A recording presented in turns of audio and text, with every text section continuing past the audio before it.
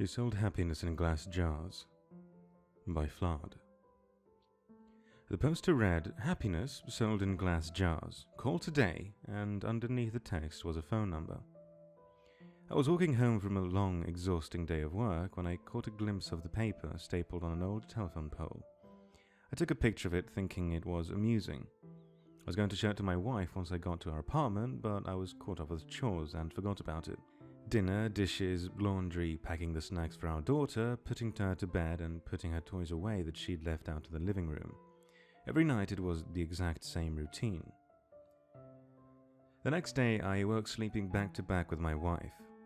I always had to get up earlier than she did for my job, so I quietly got ready for the day and headed out for the door. At work I was updating the company's latest expense report.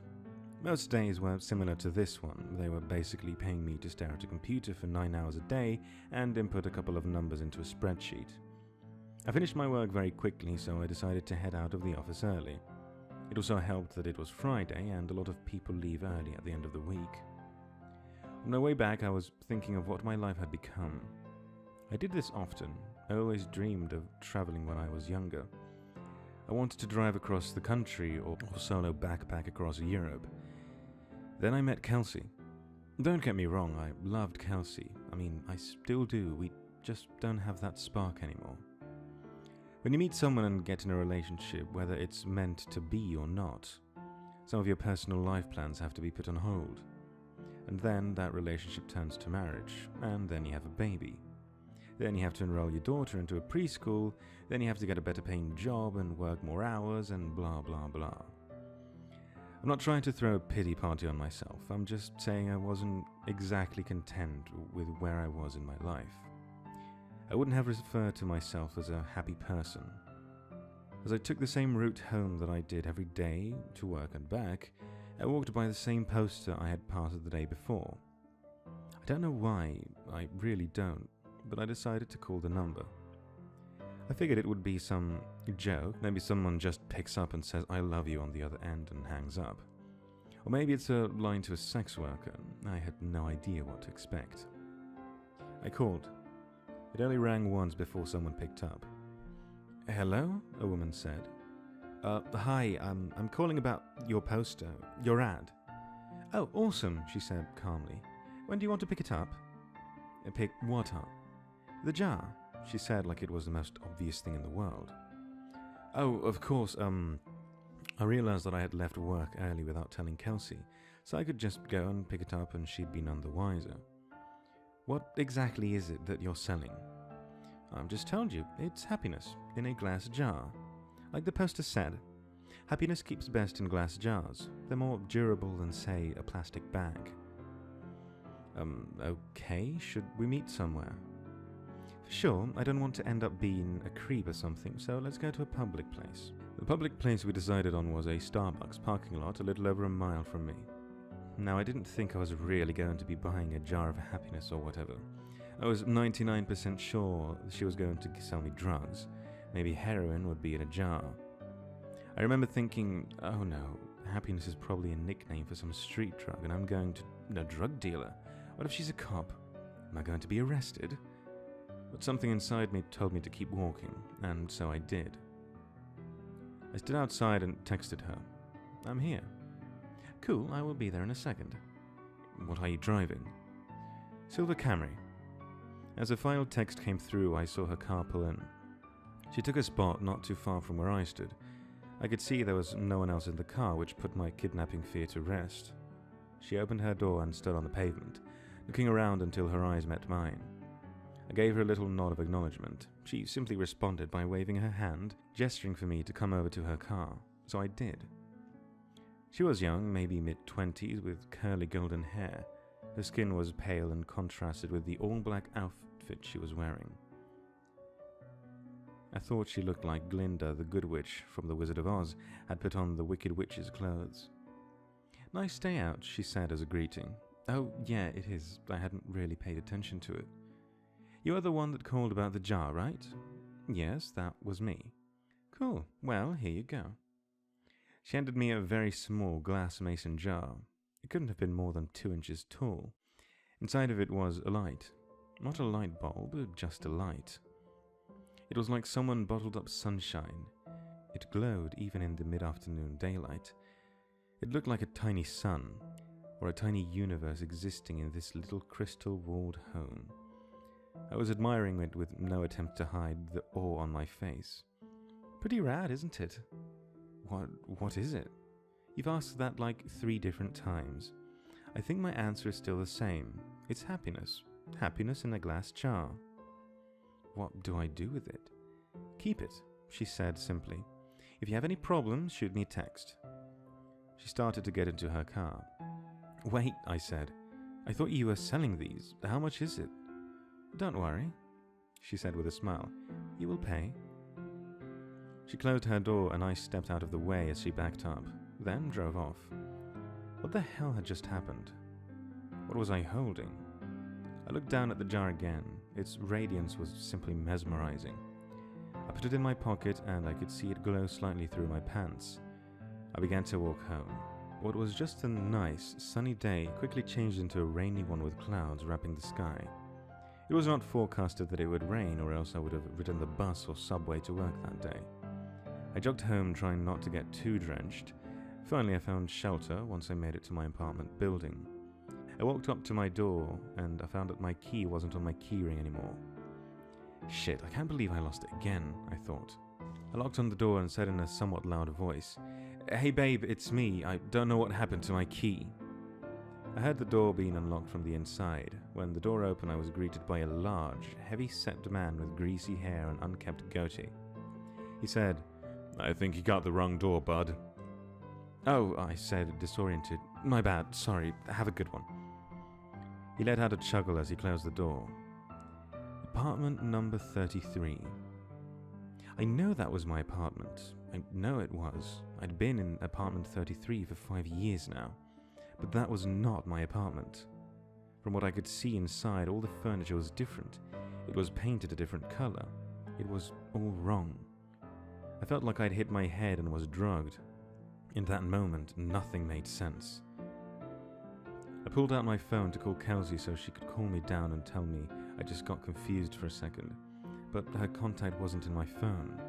In fact, nothing was in my phone. I had no messages with her, no previous calls, no pictures. It was like my phone reset to its factory settings. Did that girl somehow switch my phone out when I wasn't looking? I would have just dialed Kelsey's number manually, but I couldn't quite remember it. I had known it by heart before, but not anymore. I needed to get back to the office. I had all my contacts backed up on my work computer. Since it was still raining, I hopped on the bus, which had a stop right in front of the apartment complex. I rode downtown towards my office, the whole time staring at my wet shoes, wondering what the hell was going on. We had a keycard access to our building, so only authorized personnel can get inside, and I always keep my access card in my wallet. Always. But surprise, surprise, it wasn't there. I buzzed into the speaker we had for guest appointments, or employees as a backup in case anyone lost or forgot their card. Hey, it's Tim. I must have lost my card. My employee number is... I stopped as I drew blank. A voice came through the speaker. Tim, you got cut off. What's your employee number? I can't remember. That's fine. Tell me your full name and department. Finance. I'm finance. My full name is Tim Brooks. One sec. About 30 seconds later, the man spoke again. We don't have a Tim Brooks working in this building. Do you have an appointment with someone? I backed up in surprise, almost tripping on my own feet. I had just been in that office an hour or 2 ago. What was happening to me? I felt like I was getting Alzheimer's, but going through every single stage in one day? I stared at my hands, unsure if I was in the right body. I felt like the world around me was disintegrating. I wasn't in control. I was merely sitting inside someone else's head, watching the world through their eyes. Just then, I got a text. I recognized the number immediately. It was that girl, the one who gave me the jar. I had forgotten all about it until I saw her text. Hey, how's it going? I looked at my phone, dumbfounded. It made me angry she was so nonchalant about this. She knew what was going on. She had done this somehow. What the hell did you do to me? I replied. The worst is yet to come, she said. I was astronomically close to just chucking my phone as far as I could in frustration. I took the jar out of my pocket. It looked unchanged, still glowing as bright. "What the fuck did you do?" I yelled at the jar, realizing that I probably looked like a lunatic. As I stared at its glistening glass, I realized something. I didn't know what my wife's face looked like anymore. I knew her name. Well, I know it started with a K, or maybe a C. I couldn't picture her in my mind. I knew I had a wife. I know I did. Yes, because I had a daughter. I had a wife and a daughter. It's just I couldn't remember their faces then, or their names, or their birthdays, or any memories I had with them. I know they existed. They did exist. I had just seen them that morning, right? I couldn't remember how she looked, or what she smelled like. What was our first date? We had a wedding, right? What about our first kiss? Or my daughter? Or my daughter? Or was it my son? Maybe I didn't even have a kid, but my wife or girlfriend, she was real. I knew she was. The thought was tearing me apart. I couldn't see her in my head. I couldn't recall a single fact about her. I was standing outside of the building, but I was unsure where I was. Did I work there? I must work somewhere. The rain accompanied by a chilly wind now. It was wiping my face, making my nose and cheeks sting. I wanted to go home. I wanted to be with her.